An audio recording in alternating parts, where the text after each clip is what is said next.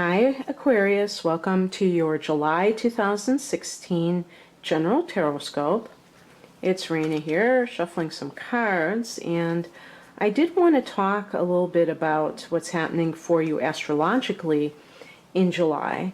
As the month begins, we have the Sun and Mercury and Venus in the sign of Cancer. Now on the zodiac wheel, your opposite sign is Leo, and if you go one sign over, that is Cancer. So Cancer is your sixth house of work, everyday routines, and your health. So with all this focus on your sixth house, you may be very interested in starting a new diet. So maybe you'll become a raw vegan before the month is over. Who knows? Yeah, and Mercury does rule the sixth house because it rules, whatchamacallit, Virgo. And that Virgo vibe that we associate with someone who is very persnickety and is very organized and maybe very health conscious, especially I feel like when it comes to alternative stuff, like vegetarian diets and herbalism. That is kind of where the focus is for you. For, in some cases, the first few weeks, because the Sun will be there until the 22nd. And Venus and Mercury will be there until almost mid-month. And so Venus in the sixth house can make you really feel like you want to possibly do a diet that will help beautify you. And who knows, maybe you'll spend money on luxury exercise equipment, anything to improve your health. And it can also mean that you are interested in researching things regarding health matters. You're going to have a new moon there on the 4th of July, and that can mean turning over a new leaf, and maybe you'll do something with diet. Now, it's very interesting if you've ever heard of the moon diet. They talk about starting a diet between the time of the full moon and the new moon, because that's when things are actually waning, and that means that, you know, it can affect our weight. It can help us release weight. Whereas the new moon period is supposed to be a time to increase things. So, you know, I'm not suggesting you start at the new moon this diet, but you can at least implement certain changes in your health that may improve it overall, or it may have something to do with your workplace. It may have something totally different to do with that. And then on the 12th of the month, we have Venus going into Leo, and then that means your seventh house of committed partnerships. So it can be a very romantic period for those people who are in a committed relationship or who want to commit with a partner. Maybe that's the time you get engaged, or you move in together, or you have something where there is a stronger bond. And Mercury is there the day later. So for some people, it could have to do with legal matters where you're talking things over, you know, related to a court case. There's all sorts of possibilities, obviously. And the Sun will join these two planets in the seventh house on the 22nd when it goes into Leo. So you do have this concentration in your sixth and seventh houses during the month. And they're totally different types of energy. One is much more practical, serious, organized, and the other is romantic. So that's kind of interesting. And let's see. Now in late June, Mars went direct in Scorpio. And so Scorpio is your 10th house of career, and now you're going to be raring to go. There may have been some sense of feeling held up in some way since the middle of April. But now things are going to start moving, and you should feel a lot more drive, you know, ambition, whatever you want to call it, maybe even just having greater physical energy in terms of dealing with career matters. And so this can be very helpful in making you more successful. And then we have a full moon that is occurring on the 19th of the month in Capricorn. So this is your 12th house, Aquarius. This is the house of the woo. This is the house of past lives, of your deeply buried psychological issues, which I wasn't going to say that Aquarius has more of those than the average person, but in general, you're not the kind of person to just dwell on all of the things that really bother you. You're much more interested in being forward looking. And as is true with all the air signs, you guys are a bit wary of your emotional nature and that of other people. So it's something that you don't necessarily willingly explore. And you may find that you have a dream or something that kind of brings some kind of issue that you didn't even remember up to the surface. So there might be, you know, a psychic experience of sorts, but it can mean an ending to something related to maybe you had an anxiety for a long time and, you know, all of a sudden it's done with. Because you do have a very long transit of Pluto in this house, and Pluto is a very healing force, but before it heals, it really tears things to shreds. So all Aquarians may have been going through a lot of psychic activity and things, maybe even unusual experiences. If you've had any, please leave that in the comment section below, because I would be interested in knowing if that's kind of panned out for you in that way. Now, the other thing to mention about Pluto is that it does really leave a profound effect on a person's life. You know, it's very transformational. So it's going to be something that is with you for the rest of your life, even after the transit leaves the 12th house and enters your first house. So that's really kind of fascinating, you know, come to think of it. So yeah, and you know, the transit of Pluto and Capricorn isn't ending until the 2020s. I think it's like 2024 or something like that. So we still have a ways to go with that. Okay, on with the countdown.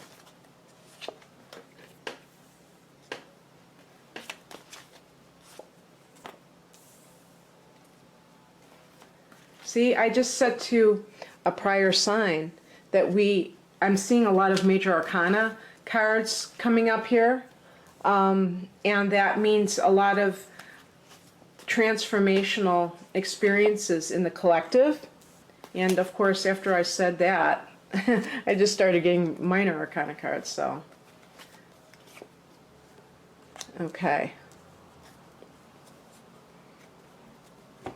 So the overall energy is the Hermit card, which I would associate kind of with that 12th house activity. But yeah, so this might be a month where you are not as gregarious or seeking the social scene as you normally are. You might be more thoughtful and going within, and that definitely is a good thing to do in life. It always amazes me when there are people who are very external people, who are always social, because I don't know how you can get a good sense of your core self when you're always dealing with other people. Because whenever you deal with somebody, they are projecting their consciousness onto whoever it is that they're talking to, or whoever, you know, or anything, any opinion that we have is just our projection. So you know, when you're communicating with somebody, it's like dueling projections, and we see the world in our condition through our conditioned eyes, And the conditioning isn't just from our childhood, it can even be from past lives. And we really think it's real. And we operate with that belief. And yet, there's so much to point to show that life is temporary and therefore is only relatively real, because it eventually goes away. So the hermit is seeking wisdom. And that's something that I feel is needed more of by more people. And just by being alone, you can really start to get there. You don't even have to know the right books to read, quote unquote, or have this monk-like state of consciousness. All it takes is a willingness to not always put yourself in the externalized world and to go within. And I think that you will do very nicely. Thank you very much. And the past that may be precipitating this, and now this is where I start to talk about particular signs. It's a chariot. It's the Chariot, which is associated with Cancer. This could literally mean that, if I wanted to assign astrological signs, the Chariot is connected with Cancer, and the Hermit is connected with a Virgo. So you may be going from a Cancer person to a Virgo person. If you're talking about a work situation, you may be in choppy waters. And so the Chariot is all about trying to focus and succeed and having success while you're being pulled in all these different directions. And that's really where I feel meditation comes in, because it's all about one-pointedness.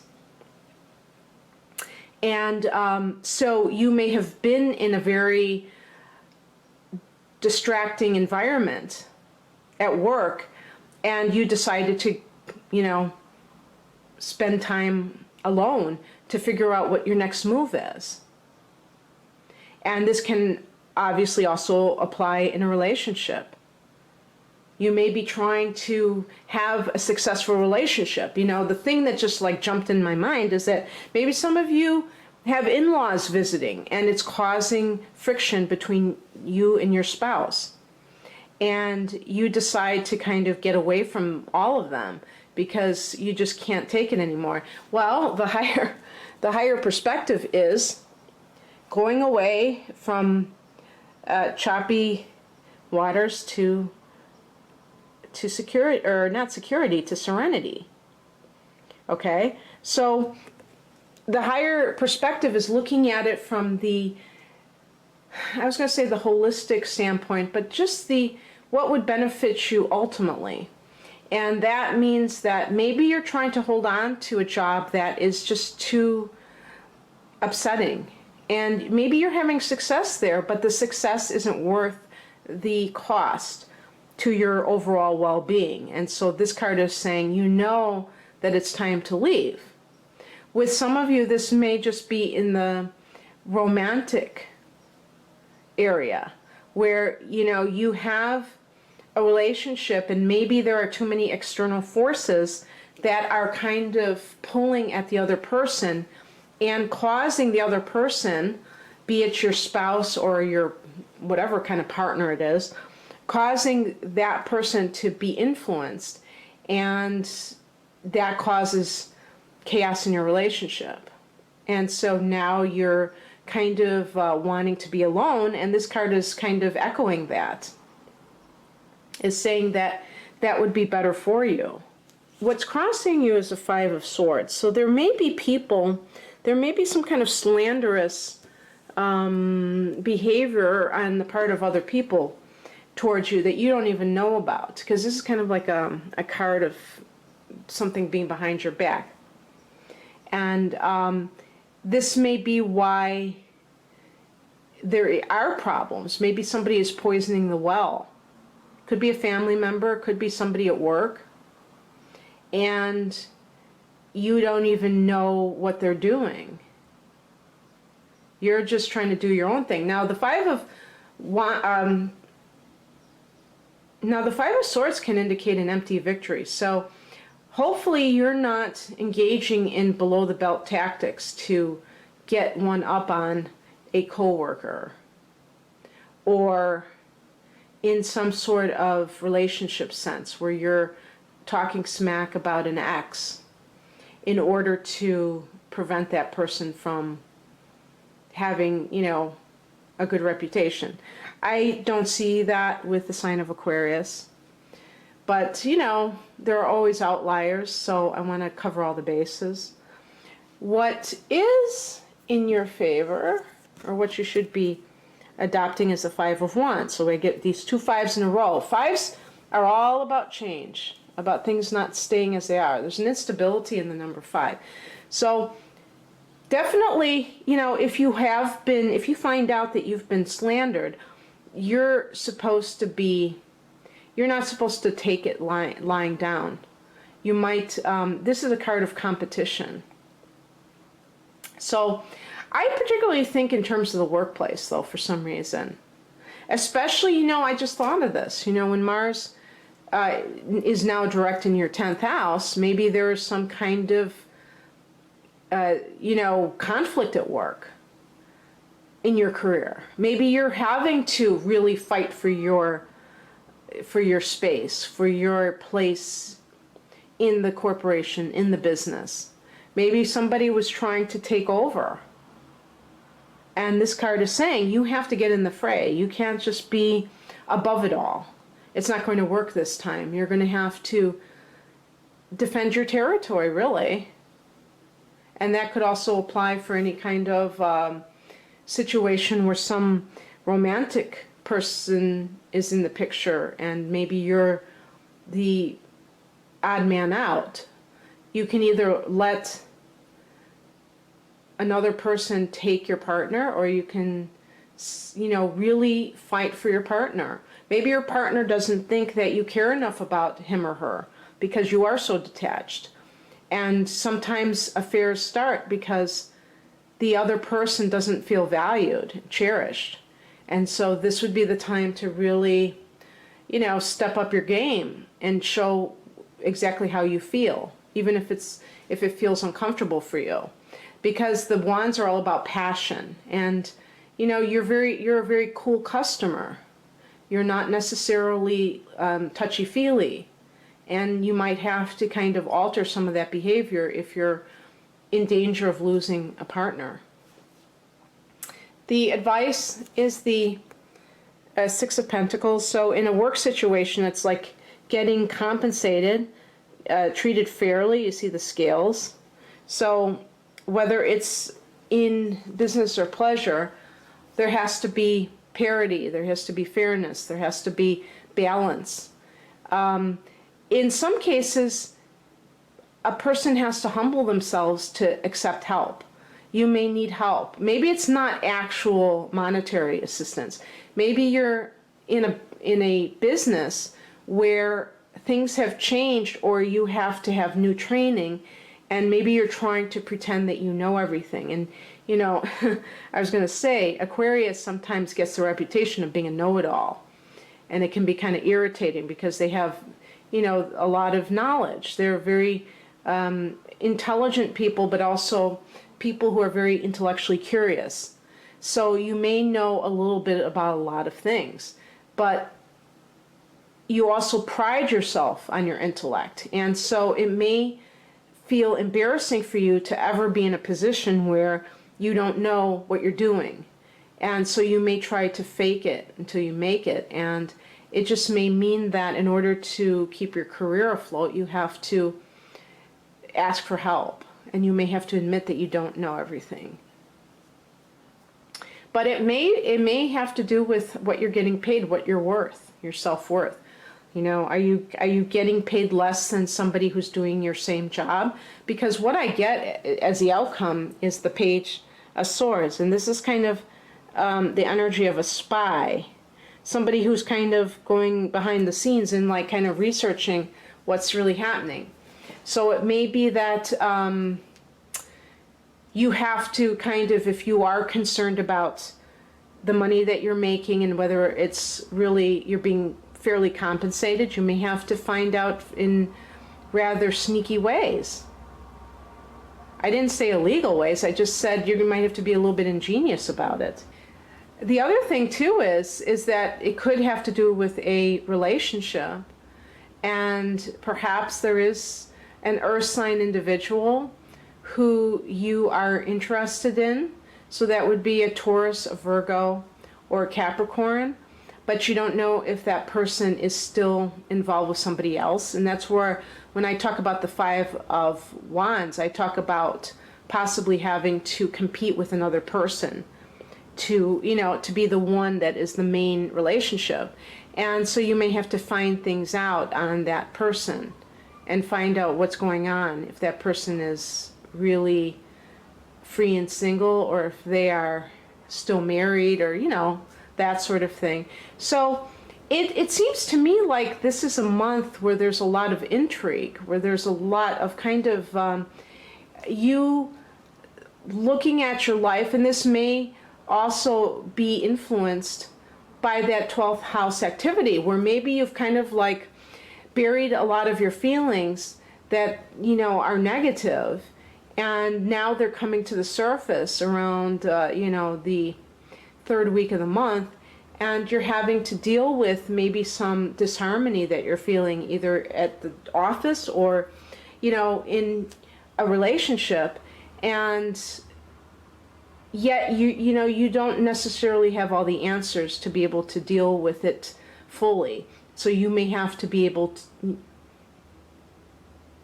so you may have to kind of go out on your own and see what's really happening, because there's somebody may be talking behind your back, they may be dating somebody else, or even in a marriage and telling you that they're single, but you're not necessarily going to believe everything you hear. That's the bottom line. So in any case, Aquarius, I hope you enjoyed this. If you'd like a personal reading, please click on the link below. Otherwise, have a great July. Bye.